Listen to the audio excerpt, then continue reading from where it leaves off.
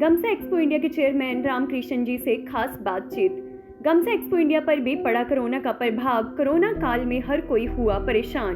Corona virus के कहर से देश भर में हड़कंप मचा हुआ है। हर कोई इस महामारी से परेशान है। कारोबार ठप है और लोग अपने घरों में रहने को मजबूर हैं। जहां मजदूरों को खाने के लाले पड़े हैं, वहीं कारोबारियों के हालात भी ऐसे हैं। उनका भी काम बंद पड़ा है और इस समय व्यापार काफी मंदी हालत में है। ऐसे में राज्य में होने वाली प्रदर्शनियों पर भी काफी प्रभाव पड़ा है। जी हाँ, गमसा एक्सपो इंडिया को भी इससे काफी प्रभाव पड़ा है। प्रदर्शनी का ज्यादातर सामान चीन से आता है, जिस कारण ये पूरी तरह ठप हो गया है। हमने गमसा के चेयरमैन रामकृष्ण जी से खास बातचीत की है। आइए सुनाते हैं आपको क्या कहना है उनका।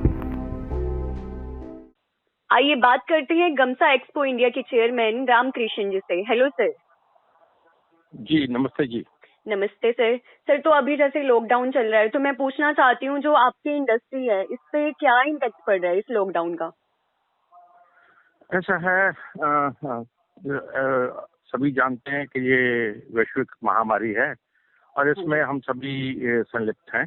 लेकिन लेकिन जहाँ तक इंडस्ट्री का ताल्लुक है, इसमें तो लॉकडाउन है, एक बंद है बिल्कुल।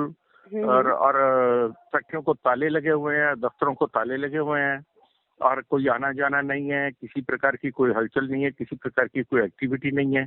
और उसमें सबसे बड़ी बात तो ये है कि हमारे ऊपर सभी कारोबारियों के ऊपर फाइनेंशियल कंस्ट्रेंट्स जो है वो बढ़ते जा रहे हैं।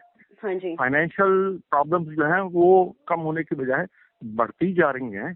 और उसमें ऐसा है कि अपने सोर्सेज जो है वो तो लॉकडाउन में बंद हो चुके हैं सारे।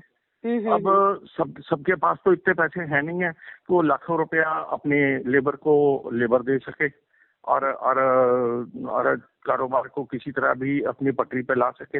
लेकिन उसके लिए मैं समझता हूँ कि सरकार को इसके लिए आगे आना चाहिए। और ESI कटती है वर्करों की, देन प्रोविडेंट फंड करता है, उनमें जो लेबर वेलफेयर जो फंड्स हैं, हाँ जी, उनका इस्तेमाल करके लेबर को थोड़ी राहत देनी चाहिए।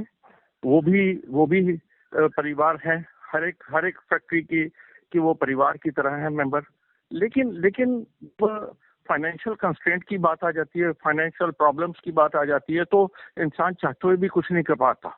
और उसके लिए पैसे का काम तो पैसे ने कर रहे हैं ना जी। वो गुड विशेस और वेल विशेस तो काम नहीं कर सकती उस समय। उस समय तो उनको ग्रॉसरी खरीदने के लिए, उनको अपने ऊपर के खर्चे करने के लिए, दवाइयां लेने के लिए उनको तो पैसे चाहिए ना, जो कि इस समय पॉसिबल नहीं है उनको देना। और उसके लिए मैं सरकार से रिक्वेस्ट करना चाहता हूँ कि किसी भी तरह उन फंड्स को रिलीज किया जाए और जो रजिस्टर्ड वर्कर्स हैं, जितने भी वर्कर्स हैं, उन सबको कुछ ना कुछ मदद की जाए ताकि वो अपना काम चला सकें। देखिए, मीडियम और जो लार्ज स्केल यूनिट्स हैं वो किसी तरह मैनेज कर लेंगे, लेकिन जो माइक्रो और स्मॉल यूनिट्स हैं वो किसी भी तरह अपना काम नहीं चला सकते और अपनी लेबर को अपने पास रखना उनके लिए मुश्किल है। और सबसे बड़ी बात तो ये है कि ये एक बंदे के बस की बात नहीं है अब इस समय। बिल्कुल सर, आपको क्या लगता है कि अगर फर्दर लॉकडाउन एक्सटेंड हो जाता है ज्यादा, तो कैसे हालात पैदा हो सकते हैं? हाँ, मैं समझता हूँ कि अगर ये लॉकडाउन फर्दर एक्सटेंड होता है, और जिसके पूरे चांसेस हैं, क्योंकि जितना अभी तक हमारे पास लॉकडाउन पीरियड हुआ है, इसमें इसको ये बेमाने हो जाएगा अगर हम इसको एक्सटेंड नहीं करते। हम खुद भी कहते हैं इस बात को। अगर वो एक्सटेंड नहीं किया जाएगा तो ये बेमानी हो जाएगा और सोशल डिस्टेंसिंग है वो खत्म हो जाएगी और दोबारा नए केसेस की जो तादाद है जो वो बहुत ज्यादा बढ़ जाएगी, जिसको संभालना बहुत मुश्किल हो जाएगा। और उसके लिए मैं समझता हूँ कि गवर्नमेंट को कोई ना कोई पैकेज इंडस्ट्री को देना चाहिए, जिससे कि पर्टिकुलरली वर्कर क्लास को और एम्प्लॉयर्स को थोड़ी राहत मिले। ओके, तो सर अगर बाय चांस गवर्नमेंट नहीं कर पाती है हेल्प, तो फिर आपकी मतलब अल्टरनेटिव वे क्या है? मैं समझता हूँ अगर गवर्नमेंट ऐसा कुछ नहीं करती है तो जिंदगी जीना आम आदमी के लिए बड़ा मुश्किल हो जाएगा। तो ऐसे में मतलब कंपनी का जो आपकी है वो सरवाइव करना मुश्किल हो जाएगा। बहुत मुश्किल है।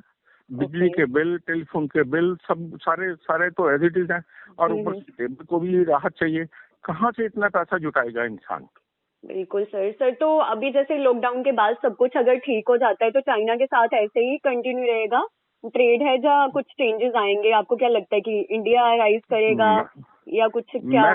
मैं समझता हूँ जी कि अगर लॉकडाउन अगर लॉकडाउन खत्म भी हो जाता है, even then it will take months together to resume the work, because दोबारा से नई टीम्स तैयार करनी होगी, दोबारा से नई टीम्स को बुलाना पड़ेगा, दोबारा से नए रॉ मटेरियल्स की इन्वेंट्री आएगी, दोबारा से ऑर्डर्स को प्रिक्योर करने के लिए मार्केट में जाना पड़ेगा। उसी दिन तो फैक्ट्री चल नहीं पाएगी। It will take weeks together to resume the job, to resume the production. बिल्कुल सर। तो सर ये इसके बाद आपको लगता है कि चाइना के साथ ऐसे ही रहेंगे जो हमारे अभी रिलेशंस हैं? देखिए, जहाँ तक मॉरल रिलेशनशिप का ताल्लुक है वो तो रहेगी, लेकिन जब पेट का सवाल आ जाता है तो उस समय तो आपको पता है कि यहाँ के हर एक इंसान मजबूर बैठा है इस समय अपने घर के अंदर, चाहे वो बिजनेसमैन है, चाहे वो लेबर क्लास है, चाहे वो सर्विस क्लास है। हर एक इंसान के लिए इस समय बहुत मुश्किल वक्त है, जो कि लफ्जों में मैं समझता हूँ बयान नहीं हो सकता।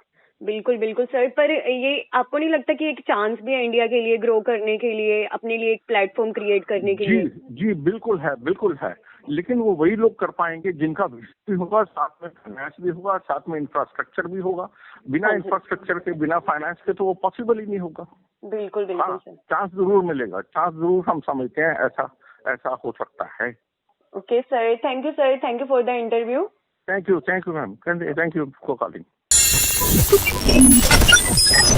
Watch Daily Hiteshi, Voice of Nation.